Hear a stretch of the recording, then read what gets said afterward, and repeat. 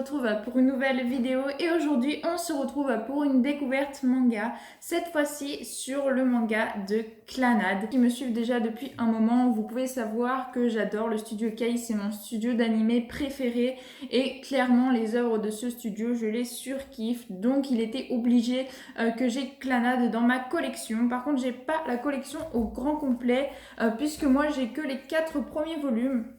Je vais vous montrer, donc ça c'est la première couverture, la deuxième, la troisième et la dernière que j'ai c'est celle-ci, la quatrième. Et où il y a 8 volumes, donc voilà, il me manque la moitié. Mais clairement, en fait, quand j'ai lu le manga, je me suis dit, ouais, c'est quand même largement différent de l'anime. Et clairement, je préfère de loin, de très très loin, l'anime. Parce que le manga, je trouve qu'il n'est pas super bien retranscrit. Et c'est souvent le cas pour les adaptations, je l'avais déjà dit sur ma chaîne. Les adaptations, donc les mangas en gros qui sont sortis en anime et qui sont sortis par la suite en manga, je les trouve vraiment pas bien du tout en manga. Et l'anime, je l'adore. Et c'est souvent le cas pour les jeux vidéo, pareil. Pour Kingdom Hearts par exemple, je surkiffe les jeux vidéo, j'aime pas tellement le manga. Enfin, j'aime bien parce que c'est toujours l'histoire que j'aime, comme Clannad. Mais c'est très différent et souvent, même toujours, les adaptations, j'ai beaucoup de mal. Mais je les prends parce que c'est vraiment des choses que j'adore. L'histoire est parfois différente, il y a parfois des choses qui dévient de l'anime au manga ou du jeu vidéo au manga. Et c'est vrai que ça, c'est des trucs que je trouve vraiment très, très compliqués. Et je parle de choses qui sont adaptées en manga, mais il y a aussi des mangas qui sont adaptés soit en jeu vidéo, soit en anime. Et dans ces cas-là, je préfère toujours le premier qui est sorti. Donc si c'est un manga, je vais préférer le manga à l'adaptation. Voilà. Donc là, c'est le cas, c'est l'anime qui était là avant et clairement, je préfère de loin l'anime. Mais ça ne m'empêche pas de vous parler de ce petit manga durant cette vidéo.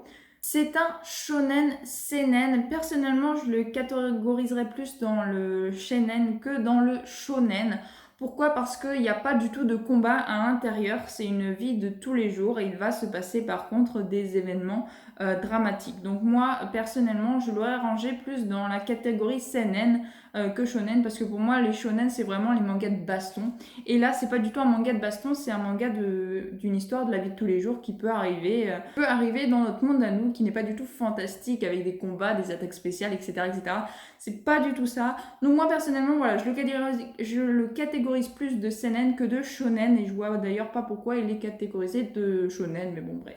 C'est un manga qui date de 2005 au Japon. Alors pour nous, je sais pas trop la date exacte, mais bref, il date de 2005. La commercialisation est toujours d'actualité. Donc comme je le disais, c'est un manga de tranche de vie. Donc c'est un manga que tout le monde peut vivre. En gros, c'est une histoire... si vous voulez, c'est une histoire d'amour et après de quotidien qui se rencontre d'ailleurs à l'école. Donc voilà, c'est vraiment une histoire que tout le monde pourrait vivre plus ou moins, sauf à ce qui se passe à la fin qui est plutôt fantastique. Mais il y a vraiment quelque chose dans ce manga qui relève de la tranche de vie, donc de la vie de tous les jours. Ototo c'est Ototo qui édite ce petit manga et bien sûr le scénario est fait par le studio Kei comme je vous le disais et les dessins sont de Juri Misashi. Donc comme à chaque fois ce que je vais faire c'est que je vais vous lire le petit résumé juste ici et ensuite je vous montrerai bien sûr les dessins à l'intérieur en plus des couvertures que vous puissiez voir comment ça se présente à l'intérieur, si les dessins vous plaisent etc., etc. comme je fais à chaque découverte manga. Oya Okazaki est connu comme délinquant dans son lycée. Un jour, dans la dernière descente avant le lycée, sous les cerisiers en fleurs, il rencontre Nagisa Furukawa, une fille en terminale comme lui, entourée de nombreux amis pleines de vitalité et malgré les blessures qu'ils cachent tous les deux, ils retrouvent petit à petit la joie de vivre qu'ils avaient perdue et finissent par se rapprocher. Alors c'est vraiment un tout petit résumé parce que clairement l'histoire, certes elle est centrée sur les deux personnages que l'on voit sur la première de couverture, mais l'histoire est beaucoup plus profonde et je peux vous dire que c'est un manga que moi personnellement je pense que c'est le manga clairement de tout ce que j'ai pu voir qui m'a fait le plus pleurer. C'est un manga vraiment très triste avec un dénouement dramatique. Clairement, j'adore ces mangas-là, je l'avais déjà dit, vraiment les séries qui sont dramatiques où il se passe un drame, où il y a quelque chose vraiment qui peut vous procurer des émotions même en lisant ou en regardant l'anime, c'est des trucs incroyables je trouve. Et voilà, c'est vraiment le manga l'anime du moins, qui m'a fait le plus pleurer de tous les mangas que j'ai pu regarder. C'est une histoire vraiment très très touchante que je vous conseille. Même si j'avoue que moi j'aurais lu ça sans savoir l'histoire de Clannad, ça m'aurait pas donné envie de le regarder. Mais je vous le conseille vraiment de ouf. C'est un manga, peut-être pas à lire en manga, mais surtout à voir en anime, clairement. Essayez de regarder les quelques premiers épisodes. En plus, il y a une intrigue qu'il n'y a pas dans le manga à chaque début d'épisode avec une espèce de monde parallèle. Enfin, clairement, c'est un truc de ouf. Moi, j'adore. Donc voilà, je vous le conseille vraiment. Peut-être moins en manga, c'est sûr. Mais c'est un manga qui vaut le détour, franchement, surtout en anime. Voilà, je le répète.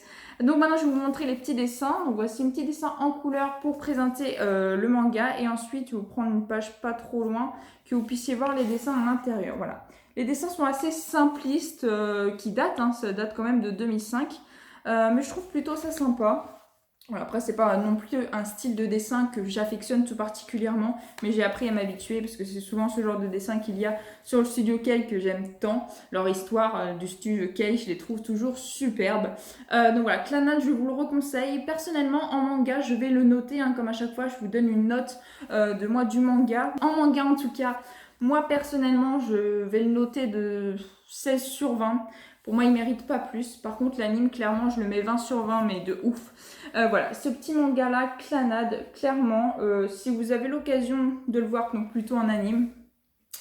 Mais le manga, si vous adorez l'anime, comme moi, vous allez vouloir le manga. Il est moins bien, mais ça fait toujours une pièce de collection en plus de Clannad, surtout que Clannad ne sortira sans doute jamais en DVD français.